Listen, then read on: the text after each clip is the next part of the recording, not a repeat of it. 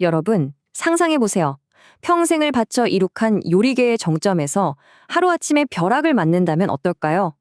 오늘 우리가 파헤쳐볼 이야기가 바로 이겁니다.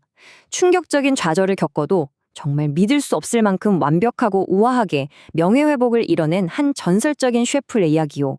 자, 단순한 요리를 넘어서 식탁 위에 예술과 자존심, 그리고 역사가 어떻게 교차하는지 저와 함께 본격적으로 알아보시죠.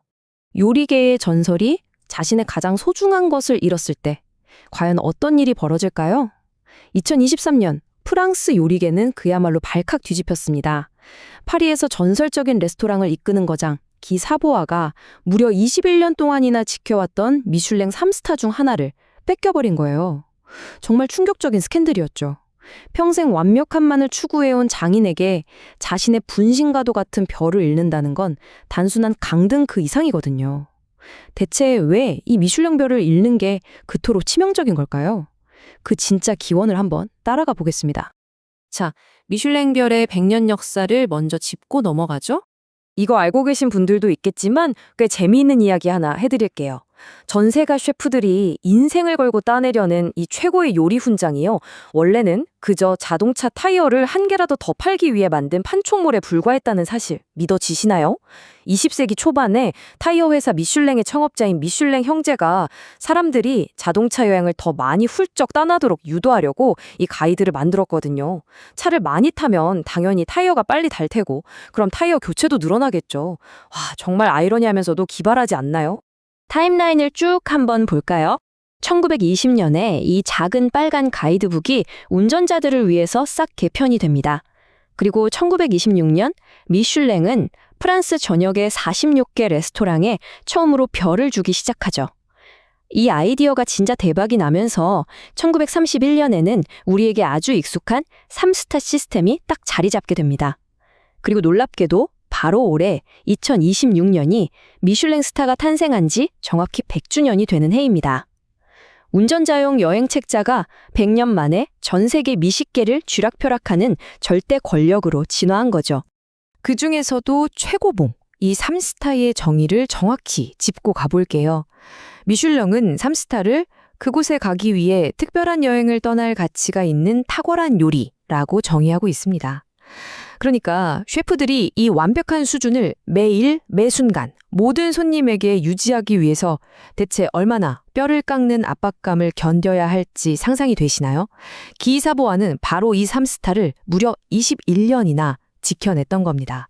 지금은 미슐랭 가이드가 40개국 이상에서 수천 개의 레스토랑을 평가하는 거대한 제국이 되었죠. 그럼 조금 더 시야를 넓혀서 미슐랭의 놀라운 글로벌 기록들을 한번 살펴볼까요? 이 흥미로운 기록들을 한번 비교해 볼까요? 우선 최장기간 3스타를 유지한 전설은 누굴까요? 바로 폴 보큐즈입니다. 무려 55년 동안이나 별 3개를 끄떡없이 지켰죠. 완전 프랑스 요리 그 자체입니다. 반면에 런던의 비하인드라는 레스토랑은 문을 연 지 단 20일 만에 별을 따내는 초고속 기록을 세웠습니다. 그리고 2020년에는요, 독일의 세븐스완스가 고기를 단 한 점도 쓰지 않고 비건 레스토랑 최초로 별을 받기도 했죠. 이게 뭘 의미하느냐? 요리에 대한 평가가 그 옛날 프랑스의 으리으리한 화려함에서 벗어나서 이제는 훨씬 더 현대적이고 빠르고 또 지속 가능한 식문화로까지 완전히 확장되었다는 걸 보여주는 겁니다. 그래서 제가 드리고 싶은 말씀은요, 미슐랭 별이 더 이상 비싼 고급 레스토랑만의 전유물이 아니라는 겁니다. 58, 이 숫자가 뭘까요? 바로 멕시코시티의 작은 타코 스탠드 엘 칼리파 데 레온에서 파는 타코 딱 하나 가격인 58 멕시코 페소입니다. 우리 돈으로 하면 약 500원. 그러니까 단돈 몇천 원만 내면 세계에서 가장 저렴한 미슐랭 스타 요리를 맛볼 수 있다는 거죠. 대단하지 않나요? 자, 극단적인 숫자가 하나 더 있습니다. 바로 1입니다. 상하이에 있는 타이안 테이블이라는 레스토랑은 2016년에 처음으로 미슐랭 별을 받았는데요. 안타깝게도 인과 문제 때문에 단 하루, 딱 1일 만에 문을 닫아야 했습니다. 물론 나중에 장소를 옮겨서 다시 3스타를 받긴 했지만요. 미슐랭 가이드가 다루는 세계가 얼마나 역동적이고 예측 불가능한지 확 와닿는 사례죠. 이제 다시 우리의 주인공 이야기로 돌아와 보겠습니다. 최초의 불멸의 셰프. 2023년에 그 추억스럽게 별을 잃었던 기사보아에게 드디어 2026년 5월 역사가 새롭게 쓰이는 엄청난 순간이 찾아옵니다. 기사보아가 무려 110년 역사상 최초의 셰프로서 프랑스 최고 권위의 문화기관인 예술원, 아카데미 데 보자르에 떡하니 입성하게 된 겁니다. 이 프랑스 예술원이 어떤 곳이냐고요? 화가, 조각가, 작곡가, 이런 소위 불멸의 존재라고 불리는 진짜 예술가들만 들어갈 수 있는 아주 콧대 높고 배타적인 곳이거든요. 이런 곳에 요리사가 들어갔다? 이건 그냥 요리계의 경사를 넘어서서 프랑스 문화계 전체를 완전히 뒤흔든 지각변동 그 자체였습니다. 예술원의 종신 비서인 로랑 푸티지라르가 남긴 멋진 말이 있습니다. 쥐사부아의 예술원 입성은 가장 아름다운 복수입니다. 와, 정말 짜릿하지 않나요? 가장 아름다운 복수라니요? 미슐랭의 강등 조치가 말도 안 되는 스캔들이라고 분노했던 수많은 사람들에게 사부아가 이 예술원 멤버로 뽑혔다는 건 단순한 명예회복 정도가 아니었습니다. 궁극적인, 그야말로 완벽한 승리였죠. 별을 빼앗긴 장인이 이제는 아예 별 따위는 초월해버린 영원물멸의 예술가로 인정받아버린 거니까요. 이게 왜 그렇게 대단한 일인지 조금 더 파고들어 볼까요? 옛날 프랑스 예술계에서 먹고 마시는 행위라는 건 감히 예술이라고 명함도 못 내미는 그냥 배를 채우는 천박한 필수품 정도로 치부됐습니다. 그런데 기사부아가 어떻게 했죠? 억만장자 미술 수집가였던 미셸 다비드 배우가 앉았던 바로 그 자리를 그대로 이어받았습니다. 그는 요리가 캔버스에 그리는 그림이나 악보에 적어내려가는 음악과 완벽히 동급인 순수 예술이라는 걸 보란듯이 증명해냈어요. 음식에 대한 아주 낡고 고루한 편견을 산산조각 내버린 겁니다. 이 기념식에서 진짜 감동적인 하이라이트가 있었는데요. 사보수아가 눈물을 꾹 참으면서 자기가 직접 디자인한 의식용 검, 사브르를 번쩍 들어 올리는 순간이었습니다. 이 검의 디테일이 진짜 미쳤습니다.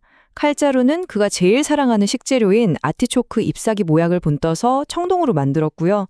검 표면에는 그의 평생 좌우명이 새겨져 있었습니다. 거기에 부모님, 2자녀, 그리고 7명의 손주 이름까지 아주 세심하게 각인되어 있었죠. 한 장인의 요리 철학과 그의 인생 전체가 고스란히 녹아있는 세상에 단 하나뿐인 상징물이었습니다. 자, 칼자루에까지 새길 정도로 사랑한 그 아티초크 요리 대체 어떤 맛일지 궁금하시죠? 이게 바로 그의 시그니처 요리입니다.